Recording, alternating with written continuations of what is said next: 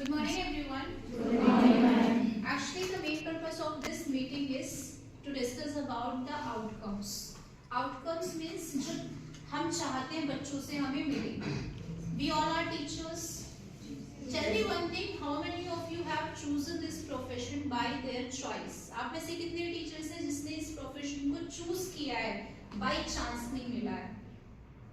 कोई ऐसा टीचर है यहाँ पर जिसने मर्जी नहीं थी, टीचर बनना नहीं था, बस कुछ और नहीं मिला तो टीचर बन गए? देखो मैम ऐसे आपको बनना था. कोई और है यहाँ पे जो टीचर बनना नहीं चाहता था लेकिन अनफॉर्चुनेटली टीचर बन गया? I'm actually before marriage I wanted to become a businessman, but after my child he spoke to me कि mama you can do it, so you can start a business. Nice, very nice. Sit down. Actually हम जो हमें title मिला हुआ है, हम एक अच्छे से ड्रेसअप होकर के स्कूल आते हैं, पंक्चुअलिटी में रहते हैं, हम हमेशा टाइम पर हर चीजों को करते हैं. बीइंग अ फीमेल हमारे पास बहुत सारी रिस्पॉन्सिबिलिटी है, अपने घर की भी है, स्कूल की भी है, बच्चे जो स्कूल में है उनकी भी, और अगर कोई मैरिड है तो उनकी घर की खुद के बच्चों की भी है. मैंने अक्सर लोगों को सुना है ये बोलते हुए, अरे हमारे बच्चे हमारी नहीं सुनते तो स्कूल के बच्चे क्या सुनेंगे, या ये बोल देते हैं कि स्कूल के बच्चों को समझाना बहुत आसान है, अपने अकेले या दो बच्चों को पढ़ाना बहुत ज्यादा मुश्किल है. तो आप सबने मुझे ये तो बता दिया कि आपका ये जो प्रोफेशन है ये चूज किया है आपने खुद ने, बाई चांस किसी का भी ये नहीं है. तो who is a teacher? Let us discuss first. Teacher कौन होते हैं? कोई भी बता सकते हो और आंसर चाहिए, यहाँ चुप नहीं रहना है. टीचर कौन होते हैं? आप हैंड रेज कर सकते हैं जैसे बच्चों से बोलते हैं. जो भी आंसर करना चाहते हैं, इवन चाहते नहीं है, करना ही है हर किसी को. अदरवाइज इसके बाद जो एक्टिविटीज होगी मैं उसमें किसी को शामिल नहीं करूंगी. बताइए. Yes ma'am. But teacher is the person who teach the students or make the build up the kind behavior of the students. Very nice. Kindly clap for now. एक टीचर वो है जो बच्चों को समझता है, अंडरस्टैंड करता है, उसकी जो कैपेसिटी है उसको जानता है और उसको बिल्ड अप करता है. Build up in a sense हमारी सोसाइटी में हमें एक अच्छे सिटीजन की जरूरत है, और अच्छा सिटीजन वही हो सकता है जिसके अंदर बहुत सारी चीजें ना होने के साथ साथ लेकिन डिसिप्लिन जरूर हो. हम नहीं चाहे वो बहुत नॉलेजेबल हो, बहुत ज्यादा बड़ा ज्ञानी हो, लेकिन अगर उसके अंदर मॉरल वैल्यूज हैं, डिसिप्लिन है, तो वो हर चीज को कर सकता है. तो एक टीचर क्या करता है? वो डिसिप्लिन को इनकलकेट करता है, डिसिप्लिन को बनाता है. और कोई चीज है जो आप चाहते हैं बताना एक टीचर की डेफिनेशन में?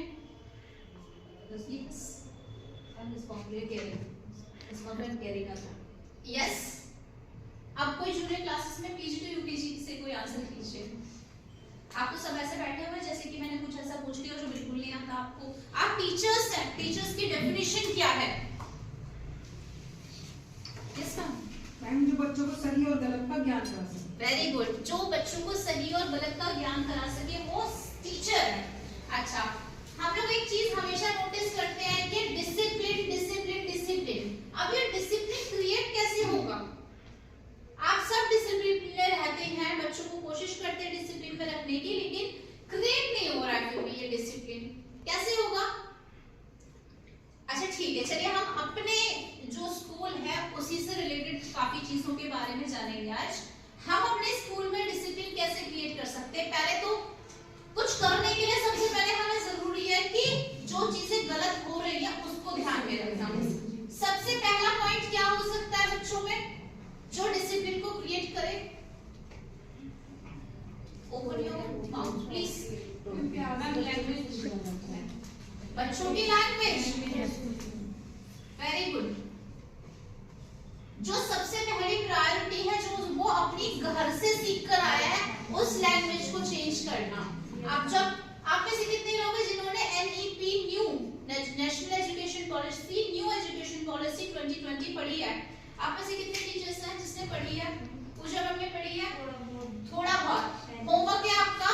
मैं मंडे पूछूंगी एनईपी 2020 के बारे में, आप मुझे बताएंगे कि क्या की पॉइंट्स हैं उसके. एनईपी 2020 बोलती है कि जैसा कि बच्चा कोविड से पहले चल रहा था, अब कोविड के बाद वैसा लेवल नहीं रहा उसका.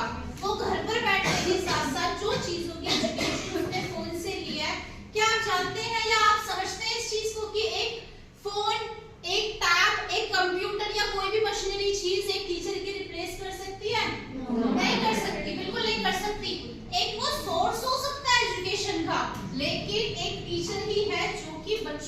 अच्छे तरीके से समझा सकता है। तो हम लोग अगर NEP 2020 को देखें, 2020 जो कोविड के बाद के बच्चे हैं वो उतनी अच्छी तरीके से ग्रो अप नहीं कर पाए जैसे कि बच्चे पहले करते थे। एक लर्निंग गैप हो जाता है। हमारे यहाँ पर तो थोड़ी सी प्रॉब्लम ये आ जाती है हमारे गवर्नमेंट में कि लोग सोचते हैं 4 साल के बच्चे का एडमिशन नहीं करवाना चाहिए। पता नहीं क्या प्रॉब्लम है 4 साल में। किसी ने मना किया है? भगवान जी ने आकर बोला था कि 4 साल के बच्चे का एडमिशन मत करवाओ? नहीं बोला था। कहीं डॉक्यूमेंट्स लिखा है कि 4 साल का नहीं करवाना? बट ये गांव की प्रथा है कि 4 साल के बच्चे का एडमिशन नहीं करवाना। 4 साल में लगने से पहले वो स्कूल भेज देते 2-3 दिन के लिए। देखा हम बहुत भुगतती है इस चीज को कि कुछ दिनों के लिए भेज दिया, एडमिशन नहीं करवा रहे लेकिन फिर कुछ दिनों के लिए भेज दिया, मैडम बाद में करवा देंगे। ये हमें वहां ऑफिस में बैठ के देखना पड़ता है। अब ये 4 साल जो न्यू एजुकेशन पॉलिसी आई है इसको हम लोगों ने दे दिया है नर्सरी।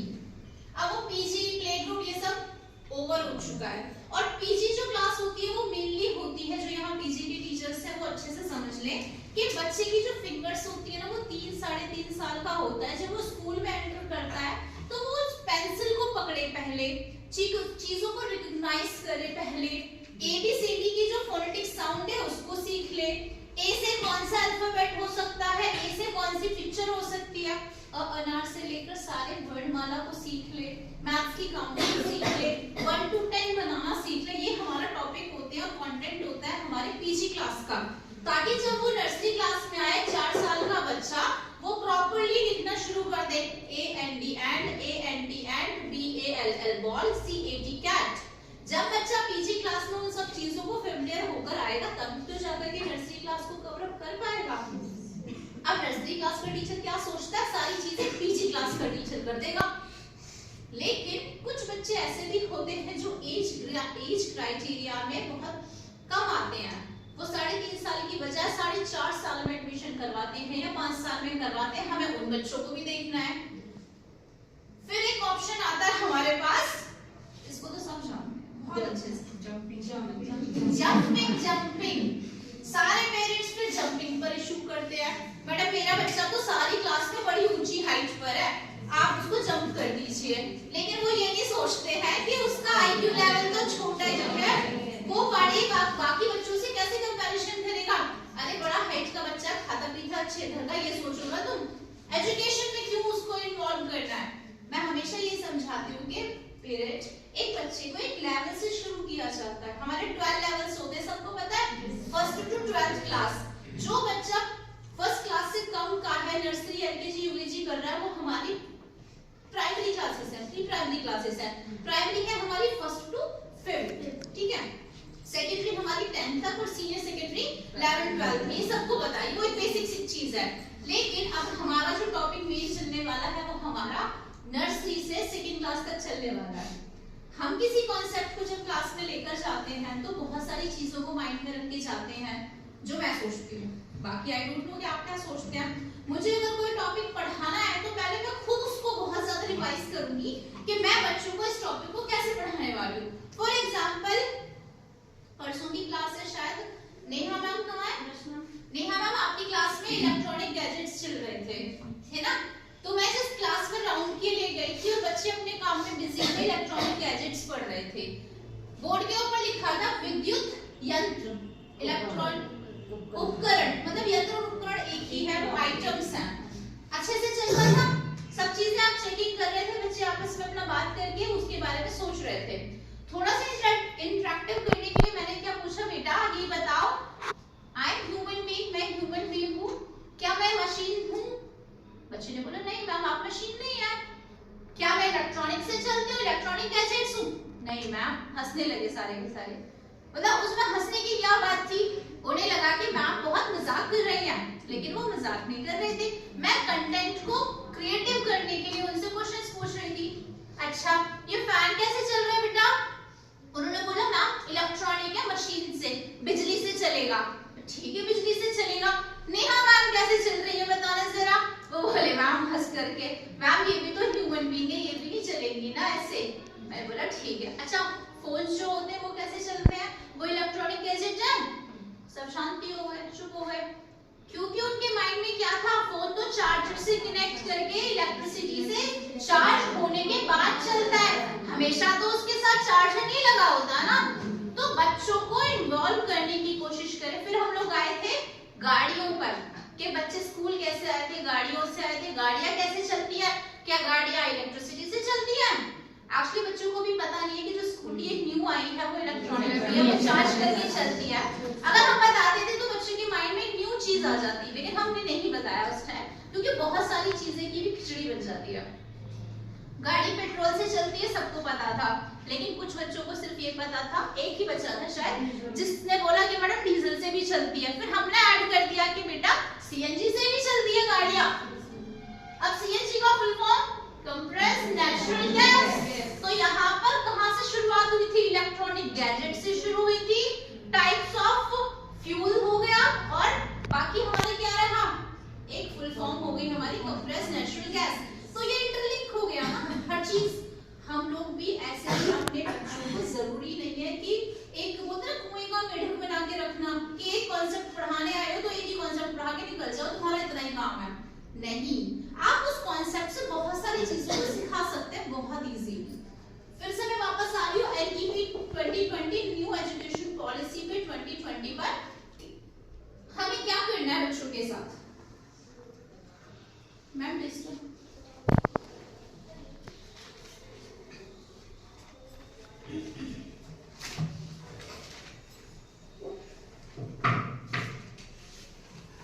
हमें बच्चों को क्रिएटिव बनाना है, हमें बच्चों की थिंकिंग को बढ़ाना है, हमें बच्चों को इन्वॉल्व करना है हर चीज में। बच्चा बैठा हुआ है, 30 की क्लास है, 25 की क्लास है, जो स्ट्रेंथ है, और पीछे के बच्चे जवाब नहीं देते, हो सकता है मिडिल वाले बच्चे जवाब नहीं देते। आप बहुत फोकस करते होंगे बच्चों पर, तो क्या करते हैं कि वीक स्टूडेंट्स को सबसे आगे बिठा देते हैं, ताकि आपकी नजरों के सामने रहे वो काम कर रहा है नहीं कर रहा, वो आप इजीली देख सके। तो हम लोगों का भी मेन मोटो यही रहता है, जो पुरानी चीजें चलती आई हैं बस थोड़े से इम्प्लीमेंट्स होते रहते हैं, कि ये डाल दो वो डाल दो, बच्चों के भविष्य के लिए कर दो। लेकिन मेन हमारा मोटो यही रहता है, टीचर बीइंग अ टीचर, कि हम हर बच्चे को एक ही लेवल में देखें। अगर हम एक ही बच्चे को, हर बच्चे को एक ही लेवल में देखेंगे तो क्या होगा, उससे क्या होगा, इक्वलिटी आएगी। वो हम समाज में नहीं रह रहे, इक्वलिटी आएगी, हर बच्चा आसानी से सीख पाएगा। अगर मैं ये सोच लूं अरे ये तो बहुत ही वीक स्टूडेंट है, ये तो सीखता ही नहीं है, वो मेरी एक थिंकिंग रहेगी। एक एवरेज स्टूडेंट है, उसकी थिंकिंग अलग रहेगी, और एक ब्राइट बच्चा अरे ये तो अपने आप कर लेता है, इसे कुछ ज्यादा मेहनत की जरूरत नहीं है। आप हमेशा अपनी क्लास को डिवाइड तो करना वीक, एवरेज और ब्राइट में, लेकिन सबसे ज्यादा मेहनत किस पर करोगे, वीक स्टूडेंट्स पर, क्योंकि उन्हीं बच्चों को सबसे ज्यादा आपकी हेल्प की जरूरत है। एवरेज और ब्राइट बच्चे तो अपने आप कर लेते हैं, लेकिन वीक जो बच्चे हैं उन्हें हमेशा आपको एज स्कैफोल्डिंग्स मतलब होता है, जैसे सीमेंट की बिल्डिंग नहीं बनाते, वो आयरन पिलर्स खड़े कर देते हैं बिल्डिंग बनाने के लिए, वैसे ही हम लोग अपने बच्चे की लाइफ में इंपॉर्टेंट है कि हम स्कैफोल्डिंग से, हमारे सहारे से बच्चा खड़ा हो रहा है। कभी जब आपके बच्चे बड़े हो जाएंगे, 12th कर लेंगे, स्पेशली जो जूनियर क्लास के टीचर्स हैं, वो बच्चे बाद में आएंगे आपके 12th करने के बाद या जॉब लगने के बाद, अरे ये वो वाली मैडम है जो मुझे बहुत प्यार करती थी, बहुत अच्छे से समझाती थी। जैसे मैम को याद करते हैं, बेबी मैम को जब हम कभी गांव में गए थे ना एक बार, तो वो बोल रहे थे, फिजा मैम के लिए बोल रहे थे कि मैम वो फिजा मैम बहुत अच्छे से पढ़ाती हैं। तो पेरेंट्स और बच्चे टीचर को हमेशा याद रखते हैं उनकी अच्छी चीजों के लिए, लेकिन कभी कभी ऐसा भी होता है कि हमारे रिलेशनशिप इतने अच्छे हो जाते हैं कि बच्चा हमेशा मिस करता है, बट अपने टीचर को हमेशा लॉन्ग लाइफ मिस करता है। हो सकता है आप में से यहाँ बैठे हुए कई टीचर्स ऐसे हो जिनके रोल मॉडल उनके टीचर रहे हो, कि मेरा टीचर बहुत अच्छा था इसलिए मैं टीचर हूँ। मेरा खुद का प्रोफेशन नहीं था कभी टीचर बनने का या इस पोस्ट पे रहने का, I was also willing to become a police officer, but ऐसी सोसाइटी में हम लोग रहते हैं, वहाँ क्या बोलते हैं, फीमेल्स हैं, पुलिस में क्यों जाएंगी, यहाँ क्या करेंगी, सेफ्टी नहीं है। एंड वही ऑर्थोडॉक्स टाइप की जो थिंकिंग थी उससे मुझे आज यहाँ होना पड़ा। बट धीरे धीरे यूज टू होकर अब 12 to 13 इयर्स हो गए इस प्रोफेशन में, और अब लगता है कि हाँ हम इसी के लिए बने थे। अच्छा लगता है कि बीइंग अ टीचर, बीइंग एक रिस्पेक्टफुल, एक नोबल प्रोफेशन है। अच्छा, जो टीचर्स होते हैं वो बनाए नहीं जाते हैं। क्या होते हैं वो? बनाए नहीं जाते हैं। क्या होते हैं? बनते हैं। वो बॉर्न होते हैं, वो बनाए नहीं जाते हैं, वो अपने आप इनकलकेट होकर बनते हैं। एक टीचिंग प्रोफेशन नोबल प्रोफेशन है, उसको नोबल प्रोफेशन ही रहने देना चाहिए, बहुत एक्सवाइजेड चीजों से इनकलकेट नहीं करना चाहिए। अच्छा, मैंने अभी आपसे बोला कि हमारे रोल मॉडल्स थे जिसकी वजह से हम आज इस पोस्ट पर हैं, और काफी लोग हैं जिन्होंने अपने जो टीचर्स थे उनसे प्रभावित होकर के इस प्रोफेशन को चूज किया। तो मैंने आपसे सॉरी एक पेपर मंगवाया था, उसमें आपको ड्रॉ करना है, अपने बारे में बनाना है, ड्राइंग के थ्रू बताना है कि आप अपने बच्चों को किस तरीके से देखते हैं, मतलब आप क्या हैं जो आपके बच्चे आपको देखकर मोटिवेट हो, आपको अपना आइडल माने। तो आपको ड्राइंग करनी है और वो 5 मिनट से सिर्फ आपके पास इस चीज को करने के लिए। यस मैम, एग्जाम्पल चाहिए? चलो मैं एक एग्जाम्पल देती हूँ। I want to be a gardener. मैं एक गार्डनर की तरह अपने बच्चे को देखती हूँ कि मैं एक गार्डनर हूँ और मेरे जो ग्राउंड है, मेरा स्कूल है, और वहां पर छोटे छोटे फ्लावर्स लगे हुए हैं, प्लांट्स लगे हुए हैं, जिससे मुझे एजुकेशन के वाटर से, मैन्योर से, जो मैन्योर है, जो खाद है, वो डिसिप्लिन है मेरा, तो उससे मैं पूरा अच्छी तरीके से गार्डनिंग करूंगी, तो मेरे बच्चों के जो फ्लावर्स हैं, जो मेरे प्लांट्स हैं, वो अच्छी तरीके से ग्रो होंगे। So I see myself as a gardener for my students. So how you see yourself, आपको ड्रॉ करके दिखाना है। मैम 1 by 1 अभी आप देखिएगा कि क्या ड्रॉ कर रहा है, ठीक है? आती है?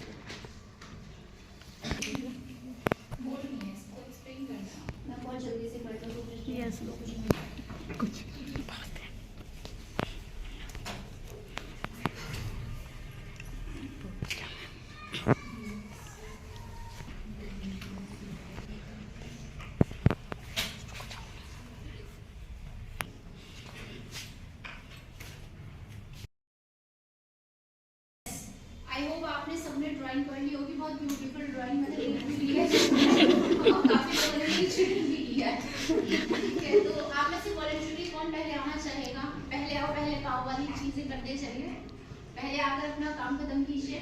कौन आएंगे सबसे पहले? अदरवाइज मुझे बुलाना पड़ेगा, फिर फंस जाएंगे। Ajay Sharmi ma'am, very good, voluntary clap कीजिए शर्मी मैम के। आप बना सकते हैं यहाँ पर आप क्या है अपने बच्चों के लिए, क्या बताना चाहते हैं अपने आप को।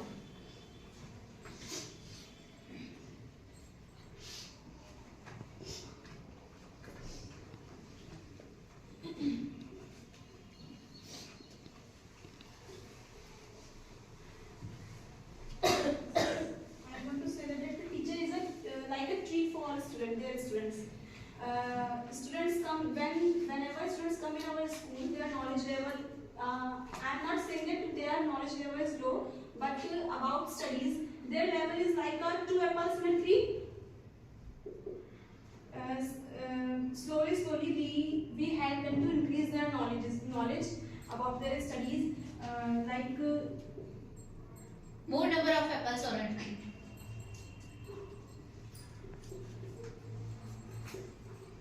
Suddenly, after that, when our session come to end, their knowledge level increase day by day, and They get more number of they knowledge. get more number of knowledge, and It's okay, very nice. बहुत effective idea है आपका, बहुत अच्छे से आपने explain भी किया है। Is there anyone else? Yes, please come.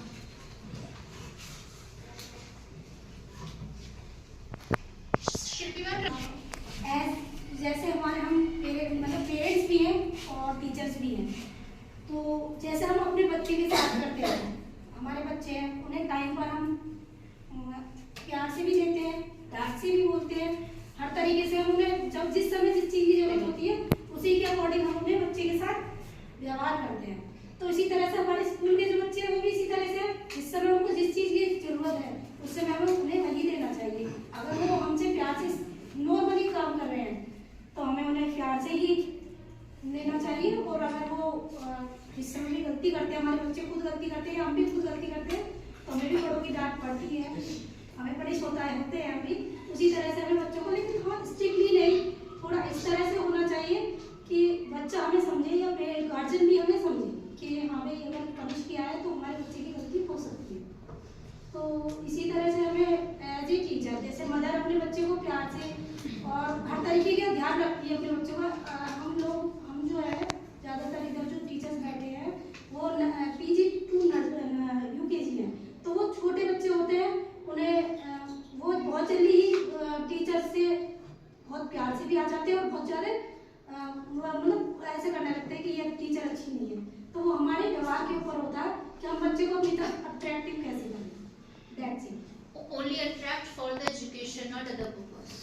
तो सब मैम एजुकेशन के लिए भी यही है कि अगर हम उसे प्यार से वही है कि बच्चे कुछ ऐसे होते हैं जो प्यार से कुछ बच्चे, मैं खुद नर्सरी में हूँ, तो कुछ ऐसे छोटे बच्चे हैं जो बोलते हैं कि मैम से ही वर्क कराएंगे। क्यों कराएंगे कि मैम ऐसे नहीं बेटा, मतलब क्रिएटिविटी दिखानी चाहिए बच्चों को कि हाँ बेटा ऐसा करोगे तो ऐसा बनोगे, अगर तुम अच्छा वर्क करोगे तो बहुत सारी कैंडी मिलेंगी या कुछ भी।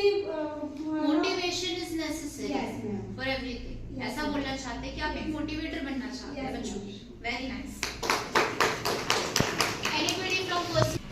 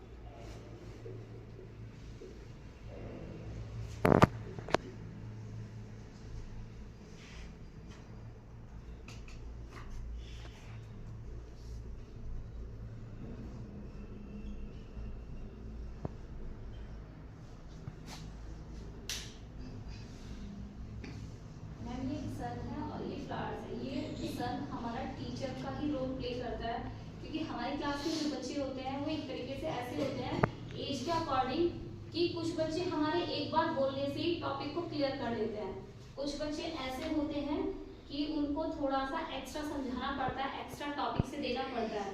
जैसे ही यहाँ पे सनलाइट की शो हो रही है कि जो प्लांट्स ज़्यादा ग्रो कर रहे हैं, फ्लावर कर रहे हैं, वो मतलब हमारे टॉपिक्स को एक बार में ही क्लियर कर लेते हैं, हमें उनको ज़्यादा नहीं एक्सप्लेन करना होता है। और अलग अलग टॉपिक से भी अगर हमें पूछना है तो हमें टॉपिक को क्लियर कर देते हैं। यहाँ पे ये फ्लावर ये भी शो कर रहे हैं कि जो हमें टीचर्स नॉलेज दे रही है कि हम उसको कितना एक्सेप्ट कर रहे हैं। ये जो छोटे प्लांट्स हैं हमें बच्चों को सही नॉलेज देनी है, कोई ऐसा नहीं है कि इसको नहीं आया इसको छोड़ दिया।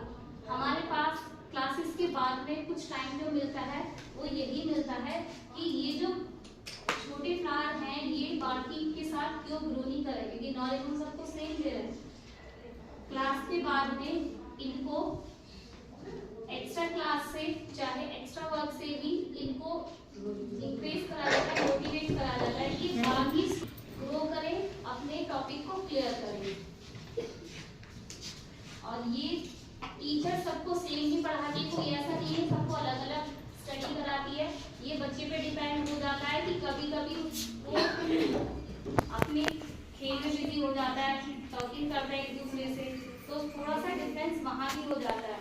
लेकिन ये रेगुलरिटी में नहीं चलता कि बच्चा ध्यान नहीं दे रहा है, ये कभी कभी में हो जाता है। लेकिन ये जो फ्लावर है, ग्रो नहीं कर रहे, ये मेन मोटिव वहाँ हो जाता है हमारा, जब बच्चे किसी रीजन से एब्सेंट हो जाते हैं तो उनको टॉपिक भी क्लियर नहीं होते। नेक्स्ट डे जब वो क्लास अटेंड करते हैं तो उन्हें ठीक से पता भी नहीं चलता कि मैम ने हमें कराया क्या है।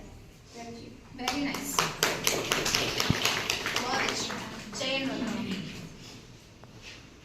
Make it simple.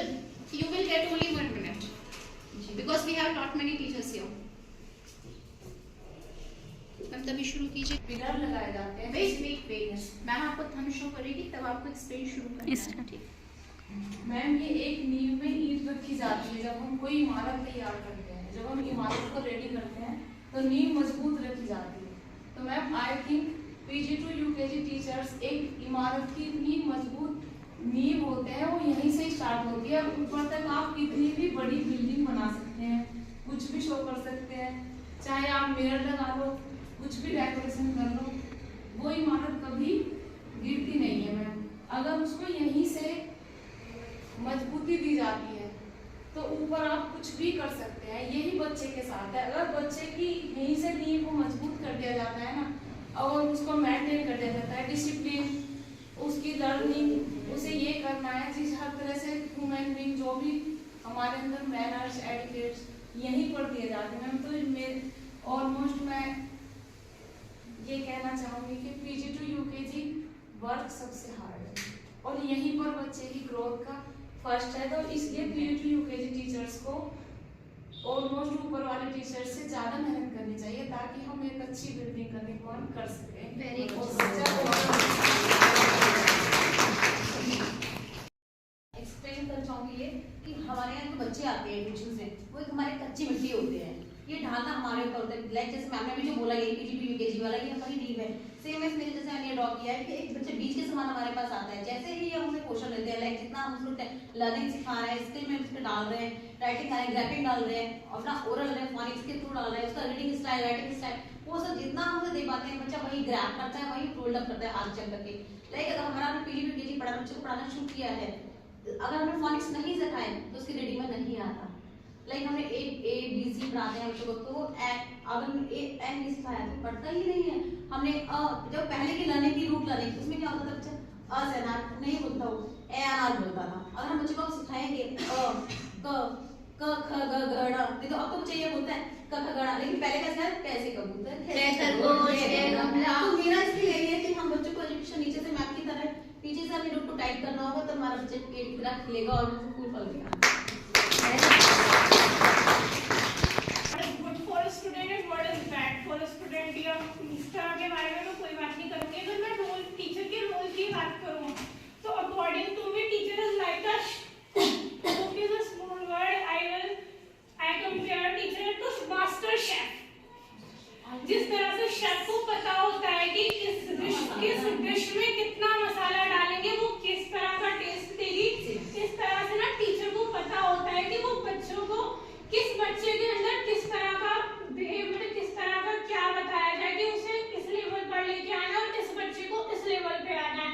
अगर बाई चांस किसी वजह से कोई डिश खराब हो जाती है या शेफ से कोई चीज ज्यादा होती है, तो उसे पता होता है कौन सी चीज डालते हैं, उसे ठीक ठाक होता है। टीचर को भी पता होता है कि किस तरह से उसे बच्चे को हैंडल करना है, उसमें किस चीज की कमी और किस चीज की, उसमें अगर कुछ बच्चे ऐसे होते हैं ओवर एटीट्यूड वाले होते हैं, एक्स्ट्रा जवाब दे रहे हैं, तो उन्हें किस तरह से एडजस्ट करना है, जो बच्चे नहीं बोल रहे हैं। तो मेरे अकॉर्डिंग जो शेफ का जो जैसे साल्ट, पेपर, ये सारी चीजें कितना यूज करना है, इसी तरह बच्चों की जो क्वालिटीज है उन्हें कैसे यूज करना है, वो टीचर को पता होता है। जिस तरह से शेफ को पता होता है कि खाना किस तरह से बनाना, स्पाइसेस का यूज कैसे करना। मेरे अकॉर्डिंग तो यही chef, master chef for your students. Yes, हम अपने बच्चों को कंसंट्रेशन करना सिखाते हैं, तो हम कितने कंसंट्रेशन में रहते हैं, हम जो चीजें सीखते हैं वो हम कितना ज्यादा अपनी लाइफ में इम्प्लीमेंट करते हैं। हम सब चाहते हैं कि हमारे बच्चे हमारी बातें सुने और बहुत अच्छे से अडैप्ट कर लें, एक ही बार में सीख जाएं। वो सब आइंस्टाइन बन जाए एक साथ, ऐसा सोचते हैं हम लोग। और आप एक बार एक कॉन्सेप्ट को डिलीवर कर रहे हैं और सारे बच्चे एक ही बार में सीख जाए, ऐसा पॉसिबल है ही नहीं। सारे बच्चों को कंसंट्रेशन के साथ अपनी बातों को सिखाना जरूरी है। तो आज एक छोटी सी एक्टिविटी आप लोगों के लिए कि आप कितने अच्छे तरीके से कंसंट्रेशन को इनैप्ट करते हैं, अडेप्ट कर लेते हैं, ठीक है। आप थोड़ा सा पास आ जाइए अपने अपने। अब आप सब लोग 12 मेंबर्स हैं, 6 सीट्स हैं और 6 ग्लासेस हैं। आपको मेरी बात को बहुत ध्यान से सुनना है और उसको फॉलो करना है, ठीक है। सबसे पहले जब मैं इंस्ट्रक्ट दूं वो वाले इंस्ट्रक्शंस फॉलो करने हैं। जब मैं बोलूं ग्लास तो आपको ग्लास को ले लेना है। देखते हैं कि दोनों में से जो पार्टनर्स है वो कौन ग्लास को ले लेता है, लेकिन जब बोला जाए तभी लेना है उसको, ओके। जब मैं बोलूं हेड को टच करना है तो हेड को टच करना है। जब मैं बोलूं शोल्डर को टच करना है तो शोल्डर को टच करना है। जब मैं बोलूं आइस को टच करना है तो आइस को टच करना है, ठीक है। हेड दोनों हाथों से कर सकते हैं आप। किसी ने भी ये क्यूरियोसिटी नहीं दिखाई पूछने की मैडम दोनों हाथों से करना है, एक से करना है। बच्चे जरूर करते हैं पर ये बात मैडम दोनों हाथों से करिए, एक हाथ से करिए। Head, ice, shoulder, head, ice, shoulder, head, ice, shoulder, shoulder, shoulder, ice, shoulder, ice, shoulder, head, glass. Very nice. जिसके हाथ में ग्लास है उन सबके लिए क्लैपिंग, क्योंकि कंसंट्रेशन उनका बहुत अच्छा था इसलिए वो मौका ले गए। बाकी अपना ग्लासेस रख। यस, अब हम कॉन्सेप्ट को थोड़ा सा बदलने वाले हैं। ये ऐसे लग जाएगी मैडम अगर गिर गया। यस, अब मैंने क्या किया, थोड़ा सा रिप्लेस कर दिया है। शोल्डर बोलना है तो हेड को टच करना है और हेड बोलेंगे तो आइस को टच करना है, समझ गए। तो जब आप एक्सप्लेन करते हैं तो आप कैसे उम्मीद कर सकते हैं अपने बच्चों से कि एक बार में समझ में आ जाएगा। रिपीट करते हैं हम 5 टाइम्स पूछते हैं, वेरी गुड। हेड बोलूंगी तो शोल्डर को टच करना है, शोल्डर बोलूंगी तो आइस को टच करना है, ग्लास बोलूंगी तो ग्लास को टच करना है,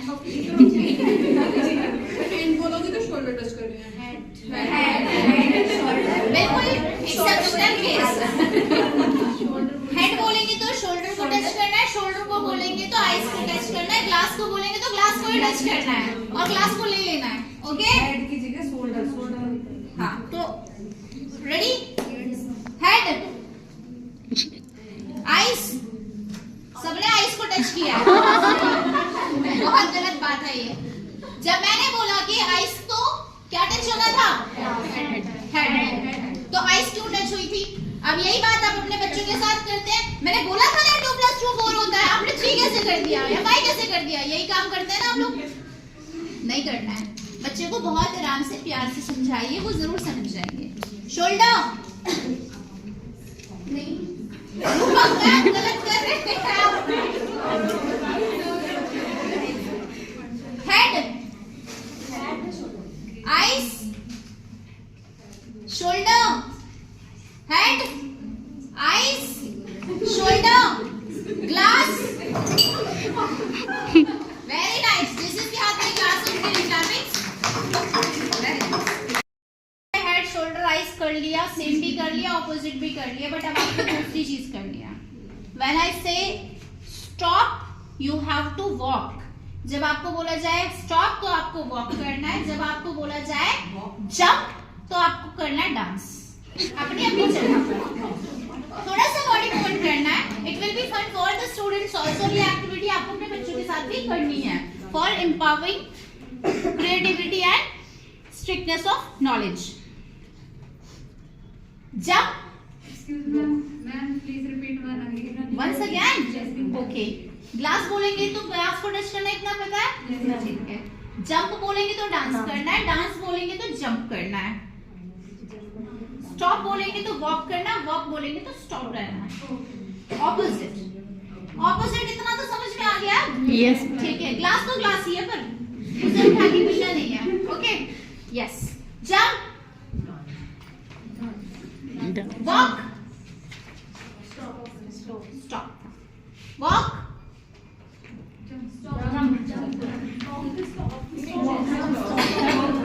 डांस,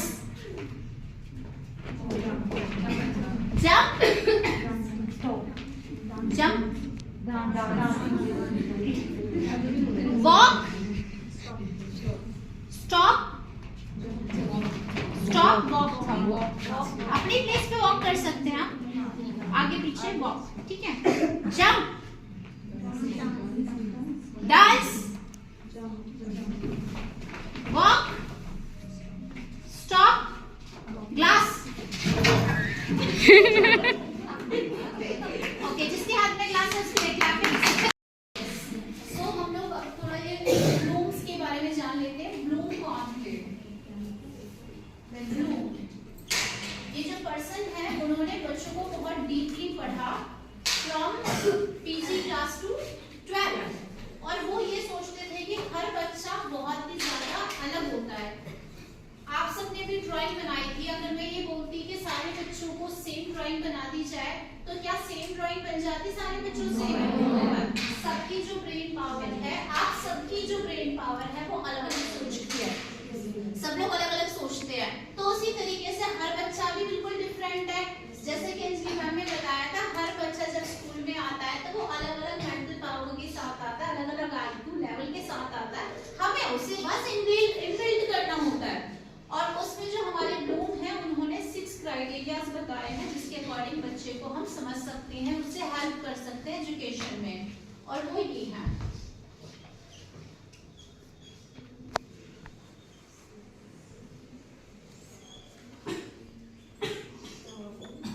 ठीक है, हम बच्चे को कैसा बनाना चाहते हैं? सबसे पहले हम बच्चे को चाहते हैं कि वो चीजों को क्रिएट करे। मैंने अगर कोई बात बोलती तो बच्चा उस चीज को क्रिएट कर सके। फॉर एग्जाम्पल 2 + 2 हमने बोल दिया 4, बच्चे को ये पता होना चाहिए फिर कि अगर 2 + 6 बोल दिया जाए तो न्यू आइडियाज क्या आएंगे और कितना आंसर आ जाएगा। नेक्स्ट आएगा इवैल्यूएटिंग। इवैल्यूएटिंग जो है वो हर चीज को हम करते हैं इवैल्यूएट। जब हम लोग अपनी क्लास में कोई कॉन्सेप्ट पढ़ा देते हैं तो उसके बाद हम लोग अपने आप को इवैल्यूएट करते हैं ना, बच्चे को कितना समझ में आया होगा। क्लास से निकलने से पहले 2 मिनट पूछते हैं, बेटा everybody got the things which I have told you today? मैंने आज जो चीजें पढ़ाई है सबको समझ में आई है? ये हम लोग करते हैं ना, अक्सर करते हैं।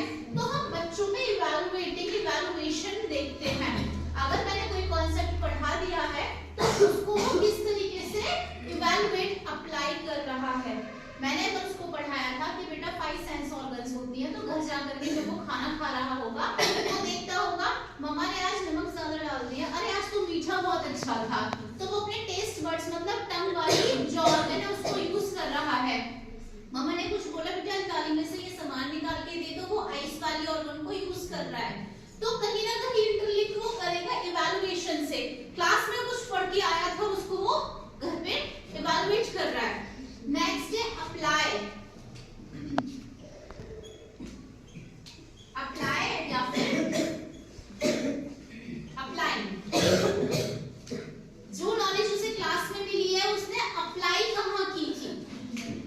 पापा ने उसे 10 के 2 नोट्स दे दिए, 10 रुपीस के 2 नोट्स दे दिए, तो मैम ने उसे स्कूल में समझाया होगा बेटा मल्टीप्लिकेशन क्या होता है, तो वो 10 × 10 करके अप्लाई कर लेगा कि कितने हुए, फिर 20 हो गए, तो आपका अप्लाई हो गया।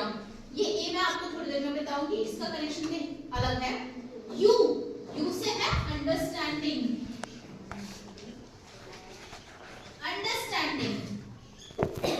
अंडरस्टैंडिंग क्या होती है? समझ।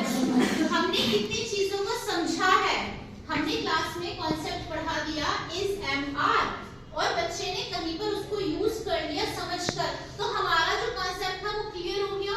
बच्चे ने उसको अंडरस्टैंड करके ही तो कहीं पे यूज किया होगा। लास्ट है रिमेंबर। रिमेंबर या फिर रिमेम्बरिंग, ये हो गए आपके रिमेंबर। हम लोग हमेशा ये देखते हैं कि बच्चे को अभी जो मैं 3rd क्लास में कॉन्सेप्ट पढ़ा रही हूँ क्या वो पहले उससे पढ़ चुका है? प्रीवियस नॉलेज हम हमेशा लेते हैं, तो ये जो रिमेम्बरिंग है ना ये हमेशा प्रीवियस नॉलेज से कनेक्ट करता है। ये जो है एनालाइज।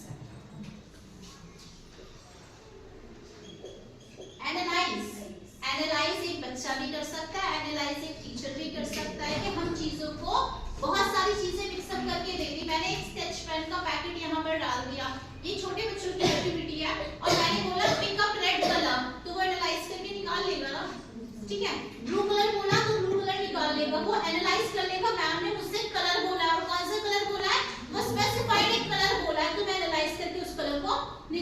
सकता हूँ। तो ये सारे जो 6 क्राइटेरिया है, हमें इसके अकॉर्डिंग ही अपनी क्लास को समझना है। बच्चा क्रिएटिव है, क्रिएटिविटी के साथ पढ़ रहा है, बच्चा इवैल्यूएट कर पा रहा है, बच्चा अप्लाई कर रहा है उस नॉलेज को जो मैंने उसे आज पढ़ाई है, बच्चा एनालाइज कर पा रहा है, क्या बच्चा समझ रहा है, अंडरस्टैंड कर रहा है, क्या बच्चा रिमेम्बर कर रहा है जो मैं प्रीवियस नॉलेज से जानना चाहती हूँ न्यू कॉन्सेप्ट को पढ़ाने के लिए। यही सारी चीजें हैं जो घूम फिर के आपके सामने आ जाती है। करते आप लोग हैं, लेकिन और इफेक्टिवली करें, बस यही रिक्वेस्ट है आप सबसे। हमेशा अपने बच्चों को ऐसा सोचो कि इन्हें कुछ नहीं आता, हर चीज आपको सिखानी पड़ेगी, ठीक है।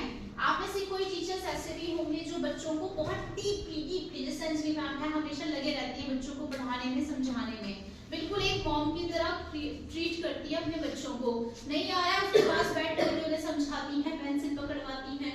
ऐसे पीजी टू यूकेजी के बच्चे जो टीचर्स हैं वो बच्चों के साथ इंटरलिंक होते हैं। एक और मेन रोल मैं आपको बताती हूँ, जो हमें सपोर्ट नहीं मिल रहा है, वो सपोर्ट हमें घर से नहीं मिल रहा है।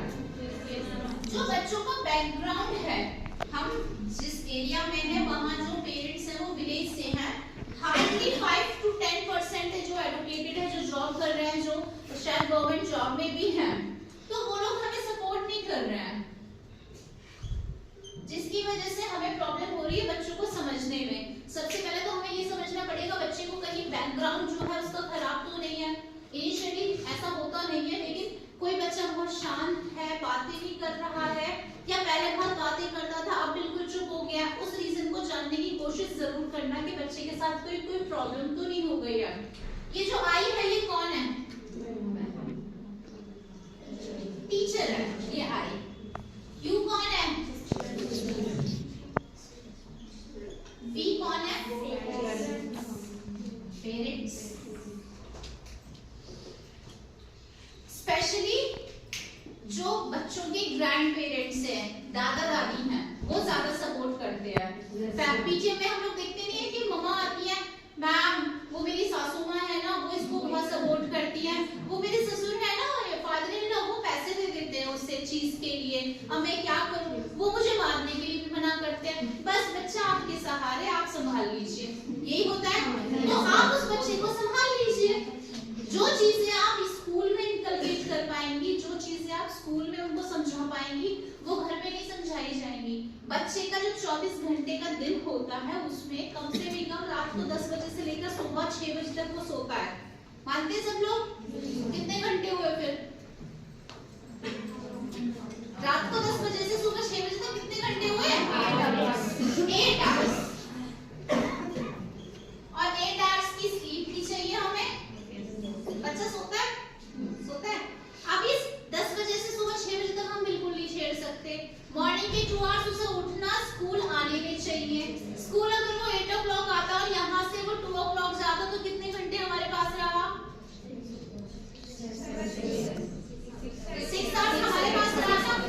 6 घंटे वो सो गया, 6 घंटे हमारे पास रहा, 1 घंटे वो ट्यूशन गया, 1 घंटे वो खेलने लगा, बाकी का जो टाइम है वो उसकी फैमिली का है। तो सोचो हमारे पास ज्यादा रहा या फैमिली के पास रहा? हमारे पास रहा। तो हमारी बातें ज्यादा अच्छे से समझेगा या पेरेंट्स की बात अच्छे से समझेगा?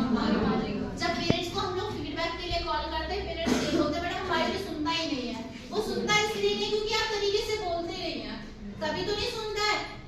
किसी बच्चे को उसकी क्यूरियोसिटी को शांत करने के लिए जरूरी है कि आप उसको एक सही जवाब दें।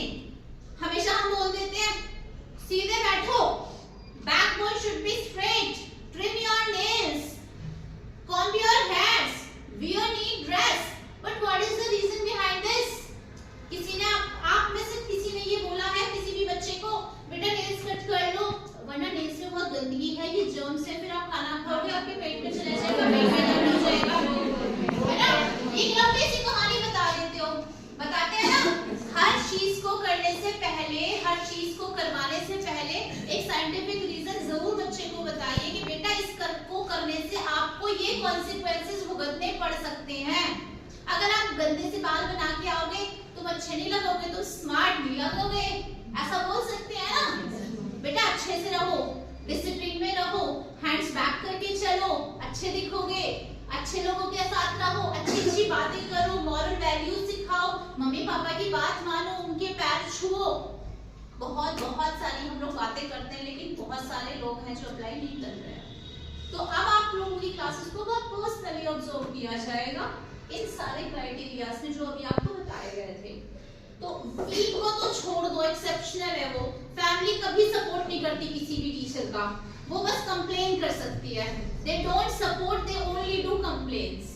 तो आप उन कंप्लेन्स को पॉजिटिव में लीजिए और ये सोचो कि पेरेंट देखो हम कितने खुशनसीब हैं कि पेरेंट हम पे डिपेंडेंट है, हमें सोच रहा है कि हम सब कुछ कर सकते हैं। Being a teacher you are not made, you are born. ठीक है, बनाया नहीं गया है, आप जन्मे हो टीचर, आपने एक चूज किया प्रोफेशन, चांस नहीं मिली आपको, ये एक नोबल प्रोफेशन है बीइंग अ टीचर। अपना सपोर्ट दीजिए बच्चों को, that's all I can say. ठीक है, thank you. Thank you ma'am.